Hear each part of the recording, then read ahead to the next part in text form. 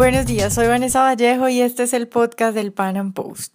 La guerra civil en Siria ha dejado hasta el momento un saldo de más de 250.000 personas muertas y ha provocado que más de 4.5 millones de personas huyan del país, en uno de los mayores éxodos de la historia reciente.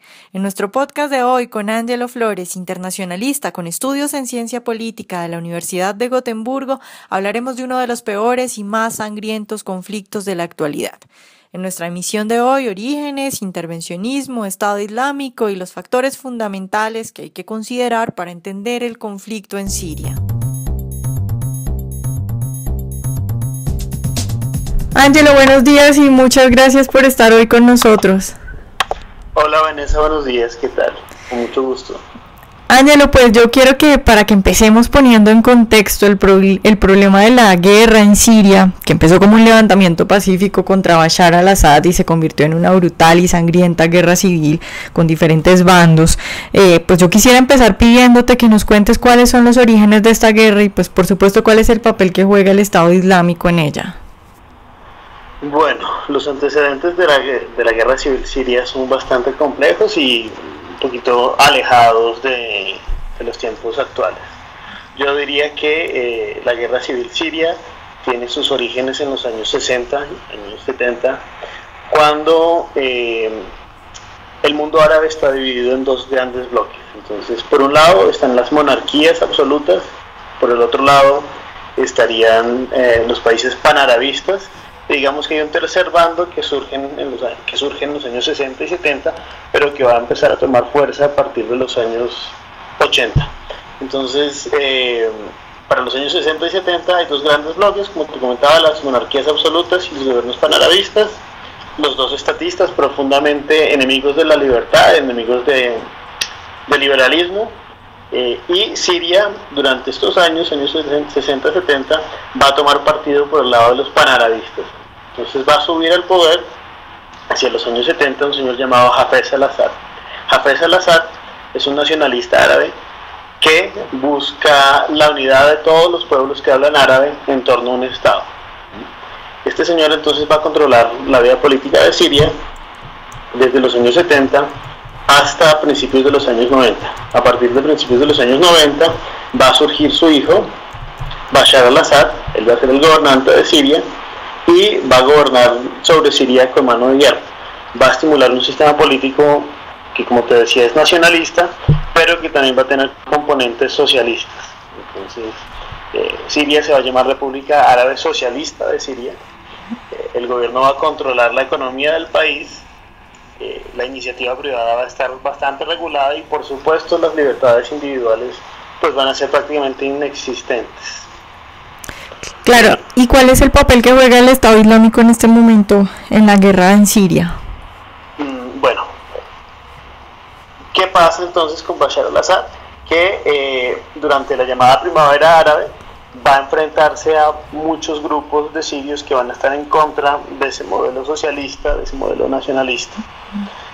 Entonces, para entender la primavera árabe hay que entender que no surge en Siria, sino que surge en Túnez.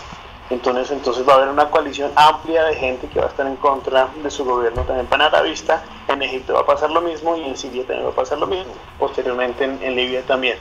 Esa coalición entonces va a ser una coalición amplia de gente que no está de acuerdo con el gobierno de Bashar al-Assad en el caso de Siria. Y esa coalición tiene, por ejemplo, componentes liberales, sin duda, algunas minorías liberales, pero especialmente quienes se van a oponer a los panarabistas y a los panarabistas en Siria van a ser los islamistas. Entonces, tristemente, desde Occidente tenemos una imagen de la llamada primavera árabe como si fuera una revolución liberal o al menos socialdemócrata, y en parte es cierto, pero también va a tener un fuerte componente islamista. Entonces, una de las primeras facciones que van a surgir en Siria y que van a oponerse directamente a Bashar al-Assad y al gobierno panarabista, basista de Siria, va a ser el islamismo. Ahora, ese islamismo está dividido. Hay unos islamistas que son más radicales que otros. Entonces va a haber unos islamistas que buscan un modelo similar a la cristiano-democracia en Occidente. Va a haber otros que son muchísimo más radicales, que son al-Nusra, que es nada más y nada menos que Al Qaeda, versión siria, y finalmente va a estar el Estado Islámico, que es un desprendimiento, una facción radical de Al-Nusra. Entonces, Al-Nusra va a tener unas ideas islamistas radicales y el propósito fundamental del Estado Islámico, o Daesh como lo llaman en árabe, va a ser crear un califato musulmán. Claro, Ángelo, yo creo que pues una de las causas fundamentales por las que esta guerra ha durado tanto tiene que ver con la intervención extranjera. Tenemos a Irán apoyando al gobierno, Rusia también, de otro lado, contra Bashar al-Assad tenemos a Estados Unidos. Cuéntanos un poco cómo están los apoyos internacionales y bueno, cuáles son las intenciones que pueden identificar detrás de esta intervención. Bueno, esta guerra es bastante compleja, como estabas diciendo tú, hay varias facciones, yo identificaría 4 facciones: Bashar al-Assad, como dices tú, que va a estar apoyado por el régimen de Irán y por Rusia. Por el otro lado van a estar los rebeldes, que es una coalición amplia, como venía diciéndote, que tiene de liberales, socialdemócratas y también de radicales islámicos. Estas facciones de los rebeldes han sido apoyadas por Arabia Saudita. Arabia Saudita ha financiado a estos grupos radicales islámicos. Turquía en un momento se opuso también a Bashar al-Assad y financió la oposición. Los mismos Estados Unidos apoyaron la oposición, pero posiblemente lo hacían con la intención de apoyar a los moderados, en el caso de Estados Unidos y de Turquía. En el caso de Arabia Saudita, pues por supuesto que no. Y finalmente estarían los kurdos. Los kurdos estarían apoyados también por Estados Unidos y los kurdos combatirían entonces a ISIS y en algunas ocasiones se enfrentarían a los rebeldes y al gobierno de Bashar al-Assad. Entonces, como te decía, el caso de la guerra civil siria es bastante complejo porque a veces las alianzas se mueven. Algunas veces el gobierno de Bashar al-Assad, apoyado por Rusia, apoyado por Irán, va a tener que cooperar con los rebeldes para luchar en contra de ISIS, y a veces, pues de forma indirecta, no de forma directa, van a tener que unirse las facciones rebeldes con ISIS para luchar en contra de Bashar al-Assad. Entonces sí, evidentemente hay una intervención extranjera de las grandes potencias militares del mundo, que a veces con las mejores de las intenciones intentan detener este baño de sangre, que es la peor crisis humanitaria desde la Segunda Guerra Mundial, pero terminan afectando y terminan complicando aún más la situación de Siria. Ya, Ángelo, ¿tú eres partidario del intervencionismo? ¿Crees que es necesario que en situaciones como la que está viviendo el pueblo sirio, países como Estados Unidos intervenga? ¿Y qué consideraciones hay que tener frente a los peligros de hacer intervenciones? Yo en principio no soy intervencionista, me opongo a lo que se conoce en relaciones internacionales y en política como el neoconservatismo, que implica llevar la democracia liberal a países donde no necesariamente la gente la quiera. Así que en principio me opongo, pero en situaciones tan complicadas como la Siria, donde están muriendo niños, personas, hay más de 300.000 muertos en pocos años, pues creo que es necesaria una intervención militar. El problema es a quién apoyar, porque por un lado Bashar al-Assad es un tirano, cruel, asesino y tiene un régimen político y económico que destruyó a Siria, pero por el otro lado Al-Nusra, que es Al-Qaeda, los rebeldes están dominados por radicales musulmanes, y finalmente ISIS, pues ISIS no tiene ninguna justificación, es lo peor que le pudo pasar a la humanidad, creo yo, que desde el nazismo, desde el estalinismo. Sí, creo que sería necesaria una intervención militar, pero no sé bien yo a quién apoyar. Podría ser a los kurdos, pero los kurdos quieren simplemente crear un estado propio y eso excluiría al resto de la gente que está en Siria, es decir, a la mayoría de los sirios que son árabes. Entonces sí, una intervención militar posiblemente para establecer zonas libres, zonas donde no se ataque a los civiles, zonas donde los civiles puedan estar tranquilos, pero eso no resolvería el problema de fondo, que es quién debe gobernar en Siria. Ángelo, ¿qué tan importante es el trasfondo sectario en esta guerra? Es decir, si bien empezó como un levantamiento pues de protestas civiles a Bashar al-Assad, pues sin duda ahora vemos un enfrentamiento, por ejemplo, entre sunitas y chiitas, por ejemplo. Entonces, ¿qué papel juega la religión acá? Tienes toda la razón, tienes toda la razón. Sí, hay un trasfondo sectario en la guerra civil siria. No solamente hay sunitas y chiitas, sino que hay otras facciones minoritarias que son, por ejemplo, los drusos. Los drusos son un pueblo que vive entre Líbano, Siria e Israel. No son musulmanes, creen en ciertas cosas similares a los musulmanes, pero son una religión independiente. Por el otro lado están los alawitas, que son el grupo religioso de Bashar al-Assad. Están los cristianos también. Entonces las minorías étnicas y las minorías religiosas en general están apoyando a Bashar al-Assad porque consideran que es mejor tener un gobierno secular, un gobierno laico, así sea socialista y así sea nacionalista, antes que tener un gobierno religioso sunita, pues que ataque las minorías religiosas, que expulse las minorías religiosas. Entonces, como dices tú, es un problema fundamental, y esto nos recuerda a lo que pasó en el Líbano, en la guerra civil libanesa durante los años 80. Es decir, todos estos problemas políticos que está viviendo Siria ya los vivió el Líbano, en una escala muchísimo menor, pero ya los vivió.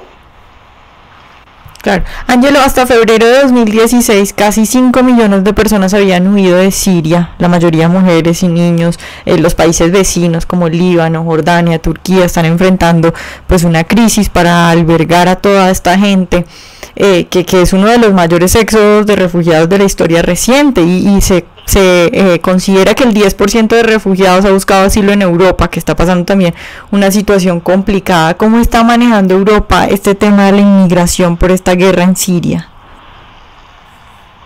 Bueno, Europa está dividida también.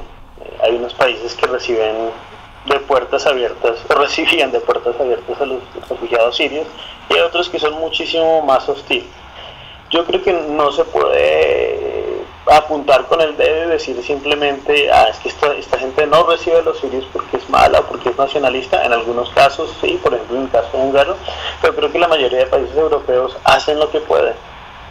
No es fácil recibir un flujo de gente tan grande de un momento a otro, con una cultura tan diferente, con unas costumbres religiosas tan diferentes. Yo señalaría, por ejemplo, que Alemania y Suecia son países bastante generosos en la recepción de inmigrantes y refugiados, especialmente sirios, y eso en principio me parece que está bien. El gran problema con los refugiados en estos dos países es que se les ofrecen unas garantías sociales muy amplias, que termina pagando la gente. Entonces, por ejemplo, en Suecia se les enseña el idioma, se les enseña una inmersión cultural, que eso es fundamental, pero el problema es que mucha gente no quiere pagar por eso, ¿no? Y pues tiene razón, es decir, es muy costoso pagar porque otra persona de otra cultura diferente vaya a tu país y se asimile a tu cultura. Y por el otro lado, a veces esa protección social termina dañando también a los refugiados, porque crea una cultura de la mendicidad, porque los aísla políticamente, porque los aísla socialmente. Entonces, por ejemplo, en Suecia no hay salario mínimo establecido e interprofesional, pero digamos entre los gremios y las asociaciones sindicales se establecen un salario para las diferentes profesiones. Entonces imagínate, digamos que tú eres una refugiada siria que no hablas sueco, que pues tienes unas habilidades profesionales diferentes a la mayoría de los suecos porque no tuviste acceso a la educación sueca, y llegas a Suecia y quieres buscar un trabajo. A veces entonces el empleador no puede pagarte el salario mínimo no interprofesional, sino local, salario mínimo destinado a la profesión que tú tienes, y como no pueden pagarte porque no sabes el idioma, porque no tienes las condiciones educativas y laborales que exige el mercado sueco, pues te aíslas, y la única opción que tienes es vivir del Estado. Entonces eso es lo que está sucediendo en Suecia, que es el caso que mejor conozco. Ángelo, pues ya para terminar, tú has hablado de un caso muy importante, como una arista, que es lo del estado de bienestar, pero también hay otro punto que también lo mencionaste levemente y es el de la integración. Es decir, son culturas diferentes que no están acostumbradas a la cultura liberal, de libertades individuales, de respeto y todas estas cosas. ¿Qué tan difícil es acoger a estos refugiados teniendo en cuenta su cultura? Bueno, tienes razón, es decir, son culturas bastante diferentes, pero debo hacer una observación. Siria, a pesar de tener un gobierno socialista y nacionalista, era una de las sociedades más seculares, más laicas del Medio Oriente. Entonces las mujeres no estaban obligadas a usar velos, no estaban obligadas a respetar la Sharia, sino que eran muchísimo más abiertos. Ahora, la guerra civil destruyó esa cultura laica, destruyó esa cultura secular, y mucha gente pues estuvo obligada a vivir bajo la Sharia, bien sea la Sharia impuesta por el Estado Islámico, por Daesh, o bien sea por la Sharia impuesta por Al-Nusra y los grupos rebeldes. Entonces, claro, eso representa un choque cultural enorme, ¿no? Entonces, de nuevo hablo del caso sueco, que es el que mejor conozco. Hay hombres que no están acostumbrados a ver a mujeres sin velo, pues mucho más ligeras de ropa, y lo malinterpretan, lo consideran como que las mujeres están buscando algo con ellos. Entonces, claro, eso es un choque cultural bastante fuerte, bastante evidente y bastante difícil de digerir para esas sociedades de acogida. Entonces se está creando, por un lado, un grupo de gente que está en contra de los refugiados, porque dicen, no, esta gente busca imponernos la Sharia, esta gente busca imponernos sus costumbres, y por el otro lado hay una gente que dice, bueno, no todos quieren imponernos su cultura, no todos quieren imponernos su modo de vida, pero nos están obligando a pagar por sus derechos. Entonces yo creo que sí habría que distinguir entre dos tipos de grupos de personas que se oponen a los refugiados, a la recepción de refugiados en Europa, y especialmente en Europa del Norte. Bueno, Ángelo, muchas gracias por estar hoy con nosotros. Bueno, Vanessa, con mucho gusto. Ojalá hayan disfrutado nuestra emisión de hoy. Recuerden seguirnos en nuestro canal de YouTube y nos vemos en una próxima emisión.